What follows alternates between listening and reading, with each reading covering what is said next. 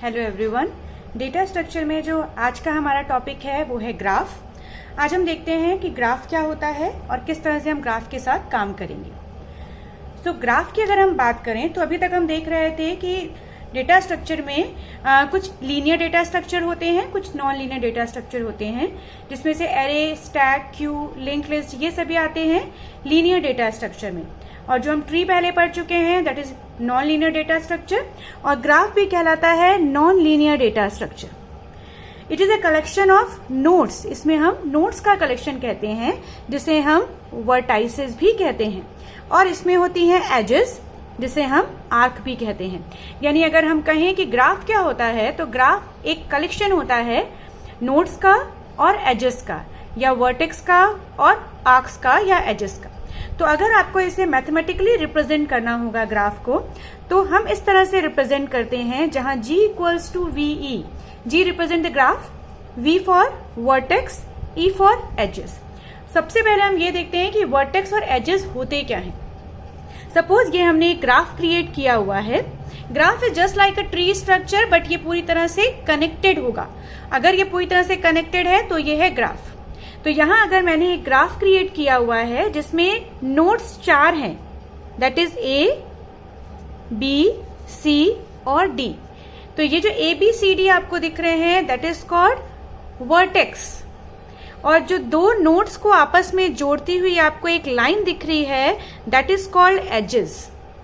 तो अगर हम ग्राफ को परिभाषित करें तो हम कहेंगे कि graph is a collection of edges and the nodes where A, B, C, D represent the vertex या nodes, and the line that is connecting the two nodes is called the edges or arc.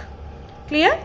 तो अब हम चलते हैं types of graph में। अगर हम graph को बनाना, अब हमको पता है कि एक ग्राफ हमने बनाया, नोड्स लिए, एजेस लिए, कनेक्ट किया, that is graph. But graph में भी तीन टाइप्स होते हैं। सबसे पहले जो टाइप होता है that is called undirected graph. अगर हम अनडायरेक्टेड ग्राफ की बात कर रहे हैं तो अनडायरेक्टेड ग्राफ क्या होता है? Graph contain edges without the direction is called undirected graph. यानी आपके पास एक ऐसा ग्राफ है जिसमें कोई डायरेक्शन नहीं दिया है। आपके पास नोड्स हैं A, B, C, D and E।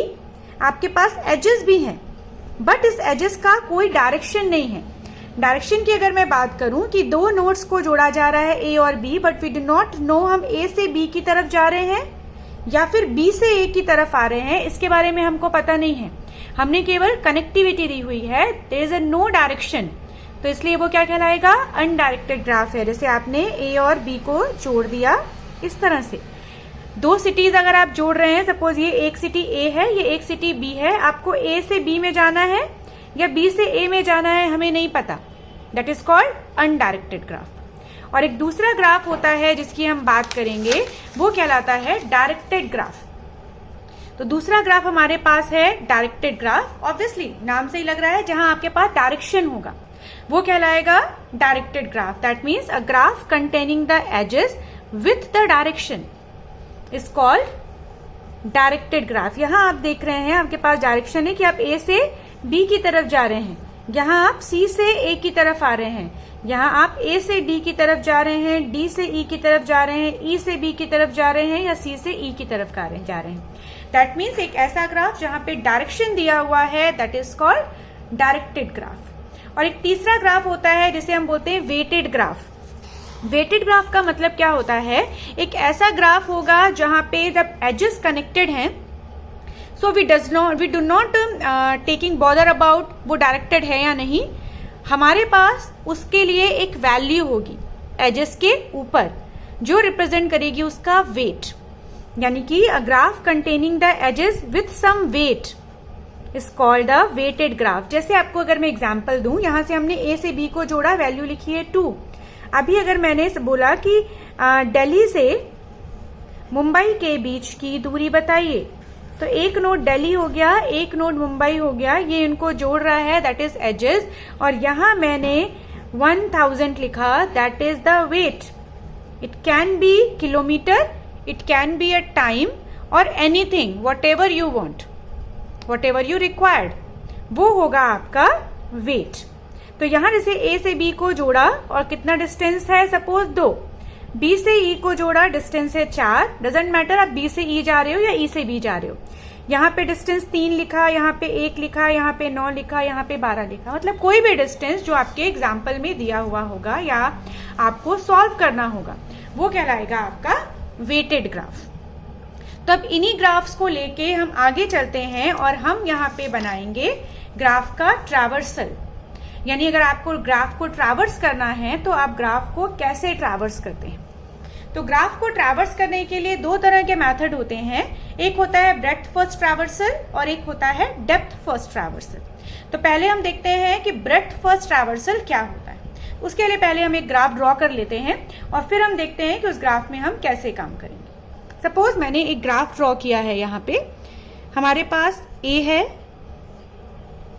B है, सी है, सपोज ये ई है और ये डी है। ये मैंने एक ग्राफ को यहाँ पे ड्रॉ किया हुआ है। ये अनडायरेक्टेड ग्राफ है, वेट भी नहीं है और डायरेक्शन भी नहीं है। अब सबसे पहला काम आप क्या करेंगे, अगर हम ब्रेड्थ फर्स्ट ट्रैवर्सल करेंगे या कोई दोनों में से कोई भी ट्रैवर्सिंग परफॉर्म करेंगे, सबसे पहले हमको निकालना होता है एडजेसेंट। अब बात आती है कि एडजेसेंट होते क्या हैं।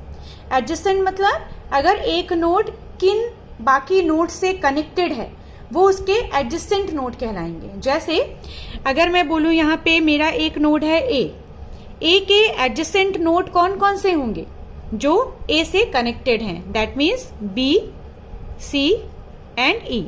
ए से कनेक्टेड है बी, ए से कनेक्टेड है सी, ए से कनेक्टेड है ई। तो ए के एडजेसेंट नोड हो गए बी, सी और ई। ऐसे ही आप बी के एडजेसेंट निकालिए, बी के एडजेसेंट होंगे ए और डी, सी के एडजेसेंट भी हो जाएंगे ए और डी, ई के एडजेसेंट हो जाएंगे ए और डी, और डी के एडजेसेंट हो जाएंगे बी और सी और ई। तो ये मैंने कैलकुलेट किया एडजेसेंट। अब एडजेसेंट कैलकुलेट करने का मतलब ये है कि हम यहाँ पे इन एडजेसेंट की हेल्प से ग्राफ को ट्रैवर्स करेंगे। जब हम ब्रेड्थ फर्स्ट ट्रैवर्सल करते हैं तो यहाँ पे हम क्यू के कॉन्सेप्ट को यूज करते हैं। क्यू हमने पढ़ा हुआ है, क्यू मतलब होता है फर्स्ट इन फर्स्ट आउट। तो यहाँ हम क्यू के कॉन्सेप्ट के साथ काम करेंगे और साथ में लेंगे एक एरे को जो ट्रैवर्स किए गए एलिमेंट्स को अपने पास होल्ड करके रखेगा। ठीक है, तो यहाँ अगर हम देखें, सपोज मेरे पास एक क्यू है, क्यू में सबसे पहले आएगा ए। ऑब्वियसली हम स्टार्टिंग फर्स्ट नोड से करेंगे जो है ए। मुझे ट्रैवर्स करना है तो मैं फर्स्ट नोड से स्टार्ट कर रही हूं, दैट इज ए। अब यहाँ पे मेरे पास एरे में क्या है, कुछ भी नहीं, फिलहाल मेरा एरे खाली है। अब नेक्स्ट हम क्या करते हैं, यहाँ पे हम क्यू में ए को हमने ट्रैवर्स कर लिया, दैट मीन्स ए यहाँ से हटेगा और ए आएगा एरे में। जब ये यहाँ से हटा तो इसके एडजेसेंट नोड्स हम यहाँ पे लिखेंगे। ए के एडजेसेंट नोड कौन कौन से हैं, बी, सी और ई। तो यहाँ हम लिखेंगे बी, सी और ई।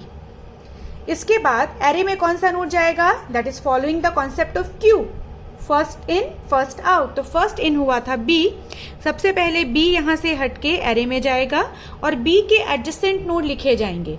बी के एडजेसेंट नोड है ए और डी। ए ऑलरेडी है, हम नहीं लिखेंगे, हम लिखेंगे अब डी को। उसके बाद नेक्स्ट नोड आएगा सी। सी को यहाँ से हटा के मैंने एरे पे डाला। सी के एडजेसेंट नोड है ए और डी जो ऑलरेडी क्यू में है, तो हम दोबारा नहीं लिखेंगे। फिर हम ई को क्यू से हटा के एरे में डालेंगे। ई के एडजेसेंट भी ए और डी है जो ऑलरेडी है।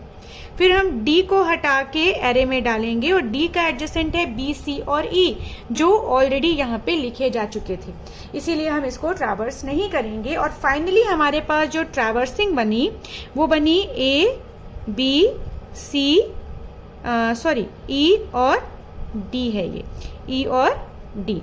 तो ये मेरा ट्रैवर्सिंग सीक्वेंस होगा जब हम इस पर्टिकुलर ग्राफ को ट्रैवर्स करेंगे उस कंडीशन में। यानी हमने किसका कॉन्सेप्ट यूज किया है, क्यू का।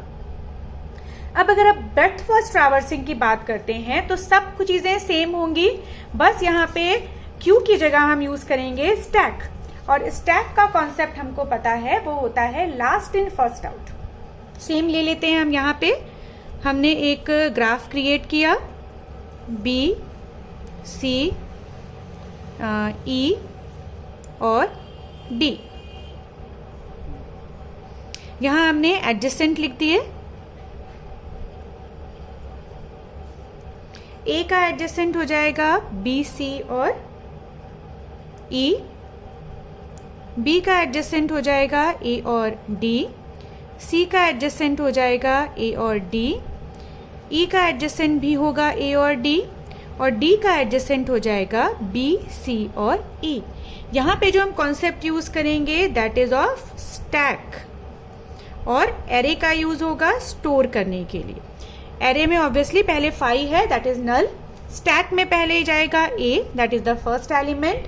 अब हमने क्या किया, ए को यहां से हटाया और एरे पे डाला और ए के एडजेसेंट को लिखा, दैट इज बी, सी और ई। अब यहां सबसे पहले कौन ट्रैवर्स होगा, क्योंकि कॉन्सेप्ट है स्टैक का, तो जो लास्ट इन हुआ है वो फर्स्ट आउट होगा। तो लास्ट इन हुआ था ई, तो पहले हमने ई को हटा के ई यहां लिखा, और ई का एडजेसेंट है ए और डी। ए ऑलरेडी था, मैंने डी लिख दिया। अब ट्रैवर्स क्या होगा, डी, बिकॉज डी लास्ट में इन हुआ है, और डी का है बी, सी और ई जो ऑलरेडी लिखे हुए हैं, तो हम कुछ नहीं करेंगे। फिर ट्रैवर्स होगा सी, सी को लिखा, सी का एडजेसेंट ए और डी है, ऑलरेडी है हमारे पास। देन बी ट्रैवर्स हो जाएगा, और एडजेसेंट है बी का ए और डी ऑलरेडी है, तो हम नहीं लिखेंगे। दैट मीन्स हमारे पास ट्रैवर्सिंग क्या बनी, ए, ई, डी, सी और बी। तो ये हमारा ट्रैवर्सिंग सीक्वेंस होगा अगर हम डेप्थ फर्स्ट ट्रैवर्सिंग में काम करेंगे उस कंडीशन में। तो मुझे लगता है कि ये आपके लिए हेल्पफुल रहेगा। एंड अगर आप कोई भी डाउट है, कोई भी दिक्कत है, आप कमेंट कर सकते हैं। And please subscribe the channel. Thank you so much.